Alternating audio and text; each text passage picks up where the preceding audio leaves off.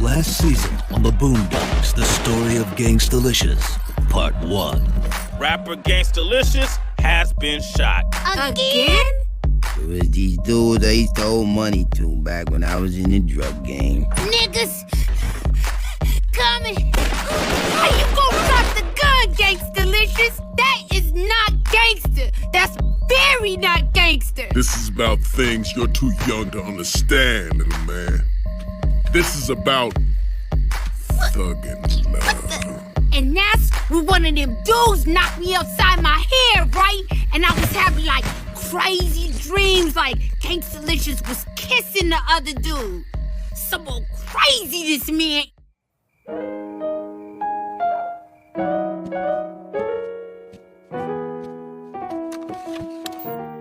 Okay, here it is. What's up? It's your boy.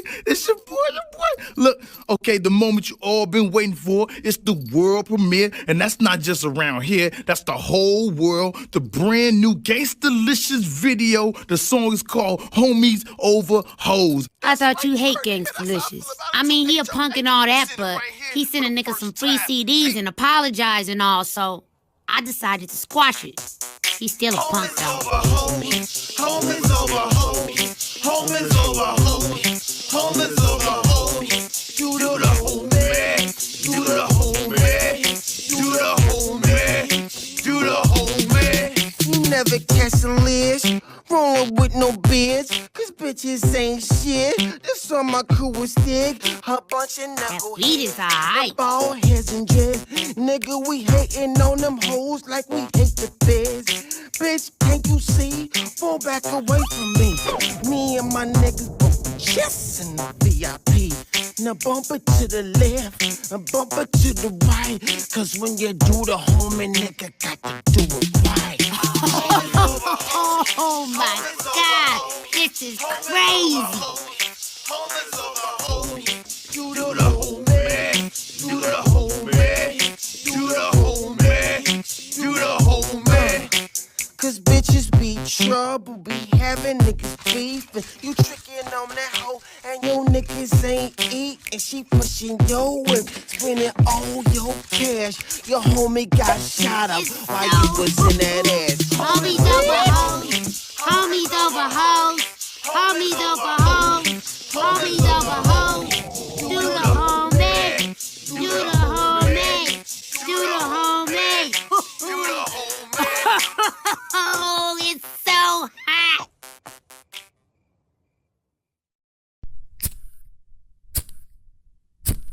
What if I told you there was an episode of The Boondocks that exposed one of the biggest unspoken truths in hip-hop culture, a story so cleverly disguised as humor that most people miss the deeper message? This is the story of Gangstalicious, a character whose arc was a mirror to real-life hip-hop artists battling with hidden identities, hypermasculinity, and the fear of public perception. Today we're diving deep into the Boondocks episode titled The Story of Gangstalicious Part 2. But this isn't just a recap, it's an exploration of the hidden meanings, cultural parallels, and the underlying message of one of the most controversial episodes in the series. To understand the full scope of this episode, we first need to understand who Gangstalicious is. Gangstalicious is a fictional rapper in the Boondocks universe, portrayed as a tough, street-savvy artist who has a significant fan base. But as we see in Part 1 and Part 2 of his story, there's a deeper layer to his character, and one rooted in fear, insecurity, and hidden identity. Gangstalicious is constantly suppressing his true self to maintain his gangsta image. This is where the episode's brilliance lies. It's a metaphor for countless real-life hip-hop artists who have faced similar internal conflicts. The hip-hop industry has long been plagued with toxic masculinity, the belief that vulnerability, softness, or anything perceived as feminine is a threat to one's credibility. The Boondocks did not shy away from highlighting this issue. This is where it gets deep. The Boondocks episode aired in 2007, a time when discussions about homosexuality in hip-hop were almost non-existent. However, the inspiration for Gangstalicious' story may have stemmed from real-life hip-hop figures who faced similar struggles. Take for instance the long-standing rumors about certain high-profile rappers hiding their sexuality to maintain their image. Artists were and still are afraid of being alienated by their core fan base if their truth ever came to light. One of the most striking visual cues in this episode is the pink clothing line Gangstalicious releases. What seems like a comedic element at first is actually a deep commentary on hip-hop's struggle with gender norms. This moment symbolizes the clash between identity and perception. Gangstalicious wants to express himself freely, but also fears the backlash of breaking traditional norms. Aaron Magruder, the creator of TheBoondocks, has always been a master of social commentary. This episode was not just about Gangstalicious, it was about how hip-hop, as a culture, suppresses vulnerability. By using humor and exaggeration, Magruder forced audiences to confront uncomfortable truths that the hip-hop industry has a deeply ingrained issue with masculinity and identity. Riley's internal conflict represents millions of hip-hop fans who unknowingly perpetuate toxic masculinity, rejecting anything that deviates from traditional manhood. Fast forward to today, hip-hop is slowly becoming more accepting of different identities. Artists like Lil Nas X, Frank Ocean, and Tyler the Creator have challenged the norms. However, the industry still has a long way to go. The episode, despite airing in 2007, remains painfully relevant today. Gangstalicious' story is not just fictional, it's the untold story of countless artists still trapped by public perception. See, you gotta remember, it was the 80s. Tight pants, headbands, jibber curls. You could just be out the closet, nobody would notice. But that wasn't enough for us. We wanted to stand out. And that's where we made our mistake. See, the world just wasn't ready for gay rappers back then. Sure ain't. But in a lot of ways, I feel like we paved the way for all these gay-ass rappers that's out here nowadays. It was us. Think about it. Hey, check it out. Gangstalicious sent me a box of free gear, and I'm gonna be the first nigga on the streets to rock it. Gangstalicious sure does send you a lot of free stuff. Hey, man, Gangstalicious is my homie. Oh, now you're homies. Yesterday you was a punk. Sometimes you just gotta put aside your differences and work through problems with your homie, so y'all can keep to being homies. You feel me, homie? That's very sensitive of you, Riley. And you're okay with his lifestyle. Well, I mean, I know he ain't no real gangster, but that's cool. Cause see, he's in entertainment. He ain't gotta be out in the streets like I do. He's telling our stories for us. So you're okay with him being gay? Gay? Who said he was gay? Nigga, is you crazy? Gangstalicious gay. You crazy. Come on, Riley, the song, the dance, do the homie. The homie dance ain't gay. I do the homie. That's not gay. You who thinks everything in the world is gay? Nigga, you gay. You gay. Y'all niggas are gay. Nigga, you gay. That's gay. Don't find any of this gay at all. Okay, so all that other stuff was gay, but Gangstalicious ain't gay. You can't just go throwing that gay thing around, Huey. That's a serious accusation. You the one who said he kissed another man. What I had said was them dudes knocked me upside my head and I dreamed he kissed another man. How often do you have dreams about men kissing? Shut up. I never dream about my heroes kissing other men. Man, stop. This whole conversation is making me uncomfortable. I dreamt about Muhammad Ali just last night, but he was fighting Joe Frazier, not kissing him. Gay ass nigga. Shut up, shut up, shut up. Oh, I ain't listening to you. In a scene often quoted by fans, young Riley tearfully asks his brother Huey, "He's gay, isn't he? And I was his biggest fan. That makes me gay, don't it?" This devastating moment encapsulates the episode's deeper message, the painful collision of personal idolization with societal prejudice.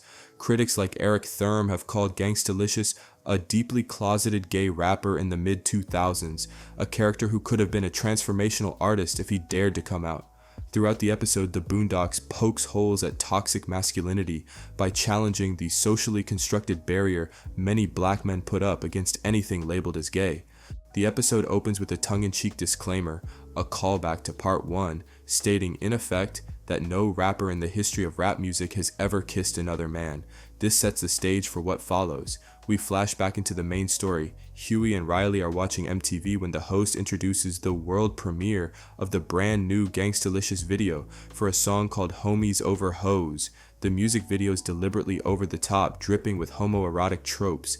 It shows Gangstalicious and his crew in baggy pants and capes, thrusting their hips suggestively at scantily clad men on a church altar. Huey dryly observes the implied message, but Riley dismisses it. The homie dance ain't gay. I do the homie. Riley's line plays on a recurring joke that he calls everything he dislikes gay. No matter how obvious the symbolism, even gang members dancing in drag and women's clothing, Riley adamantly insists his hero cannot be gay. We then see a TV interview with Gangstalicious promoting a new clothing line. Riley receives a shipment of that line, a box of pastel tank tops, tutus, pearl necklaces, and purse accessories. The gang teases Riley by asking why a gangster rapper would send an 8-year-old this girly wardrobe. Riley's explanation is comical. He sent a nigga some free CDs and apologized and all, so I decided to squash it. He's still a punk though, he says. In other words, Riley rationalizes that Gangstalicious must like him for not outing him, so the strange gifts are actually a token of gratitude. Still, Riley vocally denies any hint of effeminacy in the clothes, insisting they are just fashion forward despite all of Riley's friends commenting they look like girl clothes. Granddad is not convinced. He begins to worry Riley is turning gay, especially as Riley starts walking and talking more like Gangstalicious.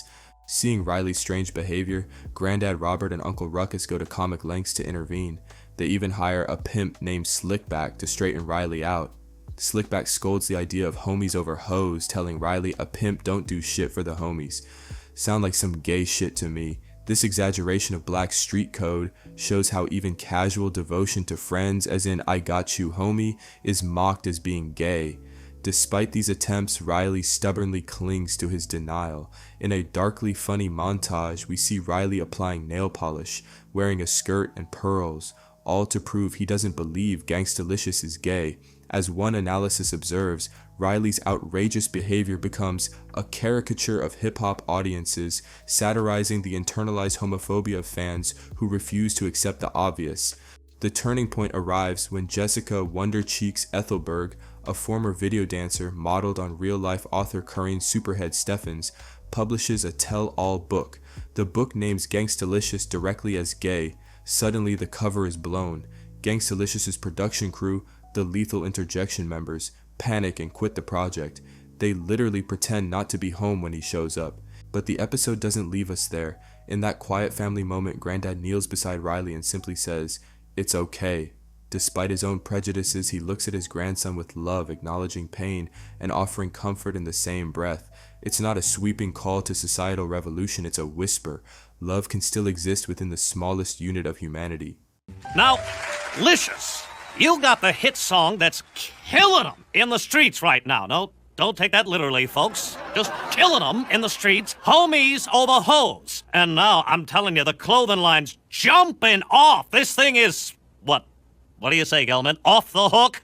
Tell us about that. Well, Reed, we just had to bring, our own flavor to the fashion game. Fashion is a real big thing to me and my crew, what I'm saying? Personal grooming, hygiene, facial, shiatsu, seaweed wraps, that type of thing. And we not doing it for the females, what I'm saying? We doing it just for us, that's real thing. Dun, dun, dun. All right, now, we got some models. Check it over here with some of your new gear. Now, the vest isn't actually bulletproof, correct? No, not really, but it's a hot style, and pink is definitely the in color for this season. And here we have the Gangstalicious super long tee. Oh, that's long, baby, but that's the style, right? Oh, why is the backside cut out? I knew you were gonna ask that, and I like your attention to detail, Cal. I tell you why. That way, you don't have to waste time lifting up your t-shirt. You can get to your toast real fast, what I'm saying? Get the drop on a nigga.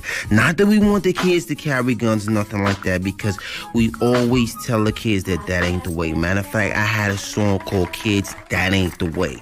But if you got to pull a burner out on a nigga, this t-shirt could give you the half a second or more that may save your life. Now this here is just amazing. Pearl necklaces. I didn't know men wore pearls. Oh, yes, definitely, Kelly. We just want cats out there in the street, to step their jewelry game up. It's all about pearl necklaces. Wow! Pearl necklaces! Well, I don't know if I could wear one, but fascinating. Yo, is that the new Gangstalicious gear? Where'd you get that? Fly right there, love. Hey, yo, look at those sandals right there, dog. Hey, yo, you said Gangstalicious. He sent them shits to you himself? Yeah, man. Me and Gangstalicious been homies for a minute. Damn, that homies over hoes just shitted on our rags the bitches joint. Hey, why didn't we think of that, man? Hey, we sound like a bunch of bitch niggas that need women in their lives or something, man. What I'm saying, I mean, we calling them bitches and hoes and shit. It ain't like we respecting them or nothing like that. Damn. Hey, we sound like straight faggots, dog. Still, man, the new single ain't moving. We ain't doing no shows. I got college loans and shit. Hey, bitch, what the fuck is you doing in here? Can't you see the homies is talking? This is homie talk happening. How you just gonna walk in on the homie talk, bitch? Man, y'all hoes is trouble. Nigga, you been begging me to come over here for a month. You know what? Y'all hoes can get the fuck up out of here. What we do? Man, just beat it. It's homie time right now, okay? Hey, your word to mother, he right, yo. Word, son. I'm saying, I mean, you know, this is what real niggas out in the struggle want to see right now, man. Yo, that's real talk. Hey, y'all should get on the remix. Yeah, that'd be dope, yo, right that shit there. I would feel be you on that one. unbelievably fucking banging. Word to mother. Hey, yo, real talk. Hey, yo, that would help me get out of this debt real quick, man. Yeah, but I don't really know Gangstalicious like that. Plus, I heard the niggas hard to get at, too. That's what I heard. Man, I talk to Gangstalicious all the time. Hey, yo, for real? Hello? What up, Lish? Hey, Riley, what's up, little man? What's going on? What's good? It's all good, man. Just out here Rick Rossing it, you know, not loving them hoes. hey, man, did you get that box of clothes I sent you? It's your size, right? Oh, yeah, that was a good look, man. Appreciate it. Oh, man, listen, don't even sweat that. Anything for a little homie. You know, we homies got to look out for each other, right? Hey, speaking of looking out, I don't know if you heard the news, but I'm down with the Lethal Interjection crew. Oh, yeah, they did that song, F Granddad. That was hot. Yeah, well, they new single ain't really selling that much, so they was wondering if you would do a song with them. Maybe they can get on that Homies Over Hoes remix. Yeah, you know what? You know what, Riley? Anything for the little homie, you know what I'm saying? Just tell him, call my people, we set it up right away. Thanks, Licious. Hey, man, no problem. I mean, you know, and Riley, you know, I just wanted to say, you know, thank you, you know, for, you know, keeping everything just between us, you know. Oh, you mean how you was crying and everything when niggas was chasing us? Oh, man, I ain't gonna tell nobody about that. No, I mean, the other thing. Oh, you mean when they stripped you naked and shot at you? No, yeah, that too, but, you know, the other thing. The other thing. What else happened? See, that's what I'm talking about. That's why I fucks with you, Riley. Homies know how to keep a secret. Okay. Alright, man, so I'll call you later. Peace, homies over hoes. Hang this up, boo-boo. He said for me, no problem. Yeah, that's what I'm talking about. Homies over hoes. Homies over hoes. Homies over hoes. Hey, I just forgot my... Do the homie. Do the homie. Do the homie. Do the homie. Meanwhile, Gangstalicious panicked and denies everything. His denial rings hollow and we're left with a network of damage. Childhood shaken, identity under siege, silence enforced. The closing scene with MC Booty B and Homo D lamenting that the world wasn't ready for an openly gay rapper reminds us nothing changes until someone chooses visibility. This isn't just a funny cartoon. In 2008, a gay superstar in hip-hop was unthinkable. The Boondocks dared to imagine it, and in doing so untethered us from our cultural comfort zone.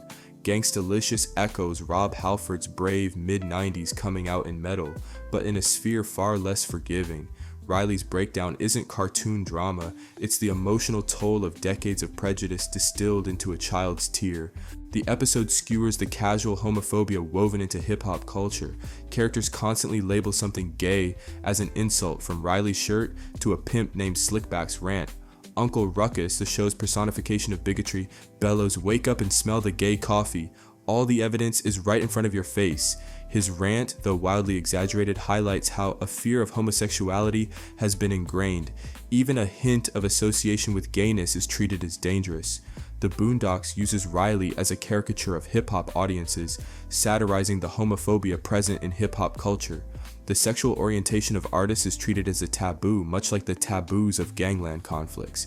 This theme ties to broader concepts of toxic masculinity, men policing each other's sexuality, and using homophobia as a way to assert authentic manhood. The Boondocks is confronting exactly that constructed barrier. Riley's denial illustrates how internalized prejudices can warp perception. He cannot believe his hero is gay because he himself has always used gay as the ultimate insult.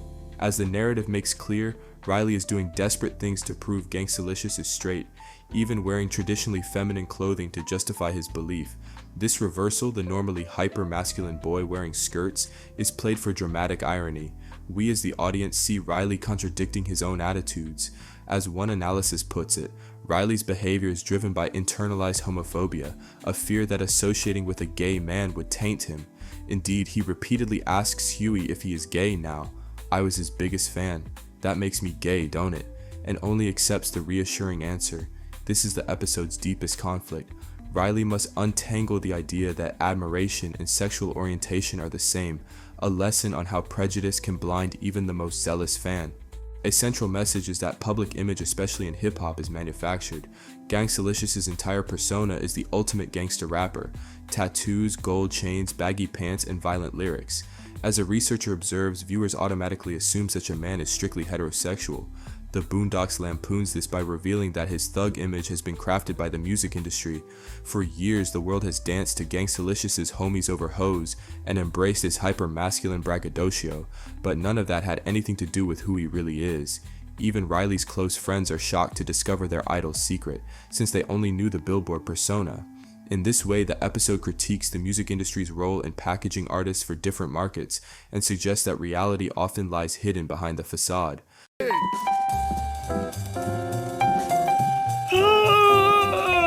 Boy, what the hell are you wearing? Is that a bra? What? It's just a wife beater. Where are your pants? Why are you wearing a skirt?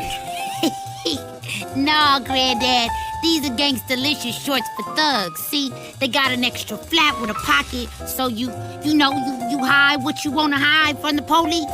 Kinda hot, right? You want me to see if he got your side? But you're carrying a purse. What? Come on, Granddad. This ain't no purse. It's a Gangstalicious man bag.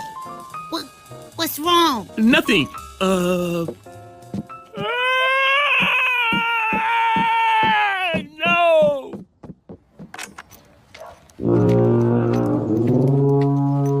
What in tarnation did he wear? I don't know. Do you think he's... On the train to Fagsville? Absolutely. No doubt in my mind. I'm so sorry, Robert. A gay grandson, huh? I can't imagine anything worse than that. Not Riley. Maybe there's another explanation. Maybe this is some kind of crazy sitcom misunderstanding. No, wake up. Wake up and smell the gay coffee. All the evidence you could possibly need is right in front of your face. It'll only be a matter of time before that little boy be a grown man, bent over a table with his pants round his ankles, being entered repeatedly by another man. Choo-choo! Last train to Faggottsville leaving in 5 minutes. Leaving in 5 minutes for that chocolate tunnel hole. Hey, boy. Something's wrong with Riley. He's wearing women's clothes and carrying a purse. What do you think it is? Ah, I knew it. A gay grandson. Why me? Oh, man. That's it. It's going to be weird. It's going to be so weird from now on. Poor you. You had to share a room with him.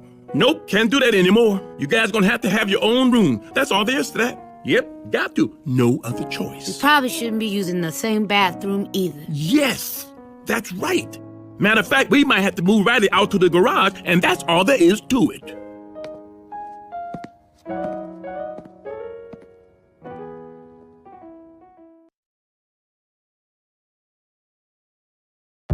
Did you know gay influence in rap culture has increased greatly in the last 10 years? Why? First, rap culture has been increasingly influenced by prison culture. And prison culture is really, really gay. Second, with rap albums declining greatly in profitability, rappers often depend on fashion lines to make money. And fashion is really, really, really gay. Last but not least, we have a drug called ecstasy. Ecstasy is a love drug that seems to make gay things happen. Bodies stop moving and sweating, you can't help but want to suck on something. Hey, boy, you want to go out and play some football? Not right now. Hey, Riley, look. Cutie Pie, Sydney's over here to visit. You want to play with her? Young Rizzy! What's the business, big bird? No. Oh, you cold as ice, Reezy. Hey there, boy. Let's spend some man time together. Yeah, just you and me. I take you anywhere you want to go. Now, what do you say, huh? Let's go chase some girls. Ooh, let's go shopping. Wait a minute. Maybe if someone talked to him about sex, this will all straighten itself out. So, you gonna talk to him? Oh, no. No, not me. Beyond individual characters, the episode makes broader cultural commentary. The fictitious rap feud between Gangstalicious and a rival Eat Dirt is portrayed as catastrophic warfare, a satire of the notorious East Coast versus West Coast rivalry of the 1990s. In fact, the show explicitly references Tupac and Biggie's conflict, likening it to a civil war in Black America. The creators satirize actual music industry dynamics. The liner notes on the episode point out that his characters parody stars like P. Diddy, 50 Cent, Ja Rule, Cameron, and Lil Wayne, all known for sculpting tough images. Gangstalicious' conflict with Eat Dirt explicitly echoes the marketing of rap rivalries. In real life, MTV and hip-hop media often promote beefs as marketing tools. The Boondocks mocks this practice. Its on-screen news reporter even says he doesn't want any region running up on me at the club, before revealing the disclaimer. In short, the episode critiques how the music business commodifies both violence and prejudice. So you see, my dearest Riley, it is this instinctive and burning need to procreate between a man and a bitch that not only keeps the human race going, but also fuels many important industries, such as my very own. So what do you think about homies over hoes? Is that something at Denny's? I don't know what that is. Homies over hoes? You know, like, you supposed to put your homie over a hoe. That's how pimps do, right? I don't think homies over hoes is a sentiment that a pimp named Slickback can co-sign, Riley. I mean, don't get me wrong. A pimp named Slickback will put a lot of things over a hoe. Money over a hoe? Always. Brand new gators over a hoe? Absolutely. A turkey sandwich with just tomato? Guaranteed. But homies? Oh no. A pimp named Slickback don't do shit for the homies. Let me reiterate, don't do shit for the homies. Unless the homie wanna walk that stroll and get that money, the homie ain't getting a goddamn thing. And the same goes for brothers, peeps, dudes, fellas, dunnies, comrades, whatever the fuck niggas is calling each other nowadays. Sound like some gay shit to me.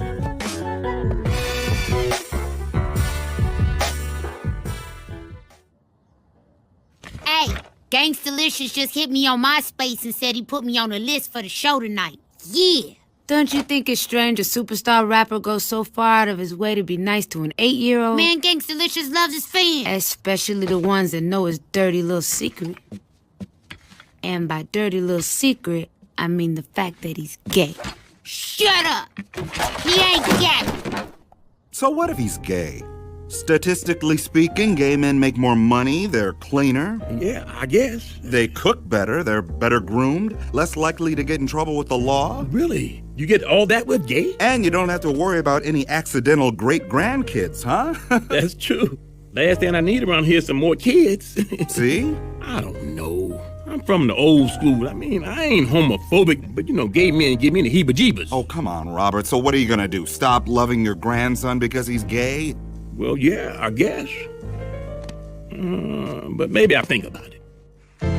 We are back with our guest Jessica Ethelberg, also known as Wonder Cheeks, reading excerpts from her amazing new best-selling book, The Private Lives of Superstar Rappers. Of all the rappers I met during those years, I loved Gangstalicious the most. I called him Freddie. I wanted more than anything to give my heart to him forever, but I couldn't because he was so unbelievably gay.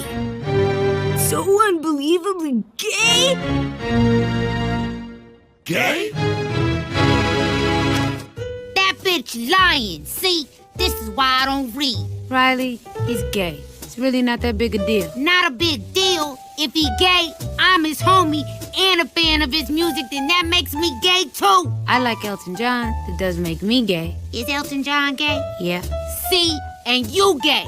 But I know I'm not gay, because I'm the most not gay nigga of all the not gay niggas in the whole universe. But see, people hate on you when you shining, see? That's what it is. They make up stories. Like me, I stay shining, so who knows? Pretty soon people gonna be calling me gay. But I'm not, and neither is Gangstalicious. Full Throttle Radio, Fat Man Scoop, a.k.a. Big Colorado, we're back, and we have in the building with us right now, Gangstalicious himself. Yo, what up, Scoop? What's up with me? What's up with you, Licious? You tell me. What's up with you? A lot of crazy things are being said right now about you. I wanted to give you the chance to clear the air right now, so tell the world what your side of the story is. Well, first of all, I ain't even going to dignify the accusations with a response, you know, because that's so ridiculous. I ain't got the answers to no bitch. See, this is exactly the kind of shit a scandalous hoe is good for, they known for, they notorious for snitching, you know? Whether you snitch to the feds or you snitch to Random House, you know? Snitching is snitching. Oh, man. I can't believe this shit. I was gonna be able to pay my car note this month. I knew it. I always had a feeling about that dude. Oh, man! What are we supposed to do now? This gay-ass nigga gonna be here in an hour. Oh, no. We can't fuck with this song now. I mean, if everyone, think he a homo, when we get on the track with him, we're gonna be homos by association, dog.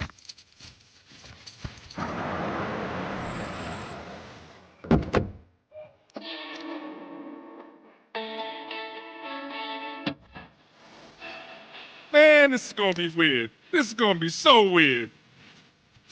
I'm keeping these pearls though, my nigga. This shit is fly. Yeah, nigga, you ain't lied about that shit. That shit is hot. Oh, shit. The nigga's here. God, turn on the lights.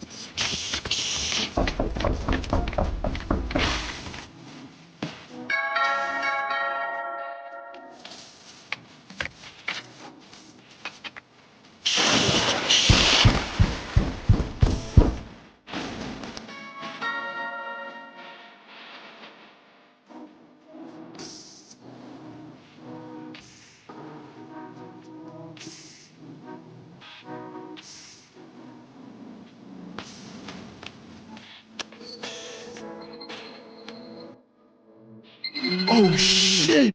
Now he call it, and you don't even answer the phone. Shut up. Academic observers note that the Boondocks often critiques rigid notions of black masculinity. As one analysis argues, the images of Gangsta Style and Gangstalicious paint him as a bad boy thug type. Based on those traits, societal assumptions suggest he is strictly heterosexual. The reveal then becomes a satirical challenge to those assumptions. In broader theory, this ties into intersectionality. The episode forces us to see how race and sexuality intersect. Black queer theorists have long pointed out that society often frames homosexuality as un-African or not black, a prejudice this episode lampoons. Huey's calm logic, "I like Elton John, but that doesn't make me gay," subtly undercuts the idea that queerness is alien to black culture. Meanwhile, Afro-pessimistic voices might read Riley's agony as showing how some black communities are locked in a constant struggle to define identity, and how a disruption, a beloved icon being gay, is momentous. Critical race theory could observe that the EP highlights post-racial myths. Even if society claims to have moved past race issues, new biases like homophobia still permeate black cultural spaces. He's gay, isn't he? Yep. and I was his biggest fan. That make me gay, don't it? Yep.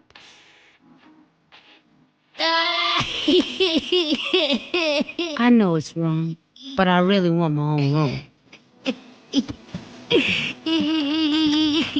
Take it easy on him, Granddad. He's just trying to come to terms with it.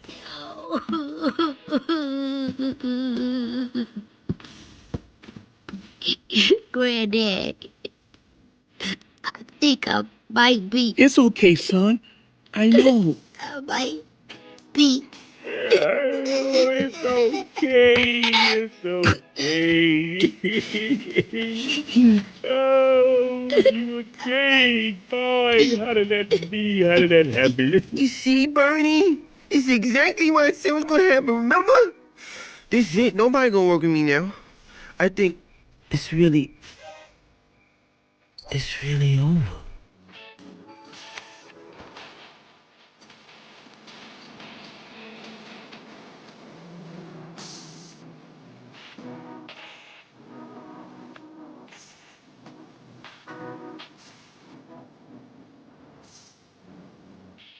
Man, just tell the truth.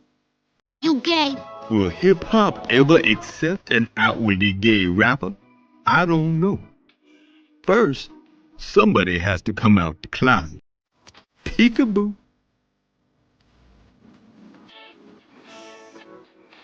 You wanna talk about gay? You wanna talk about gay? Talk about gay. Dogging out your homie for what some hoes say. That's gay. But I saw you. I saw you kissing me. You saw him kiss me while I was tied up. Hello? Think I want his old, big, soft, nasty lips on me? Ew, it's nasty.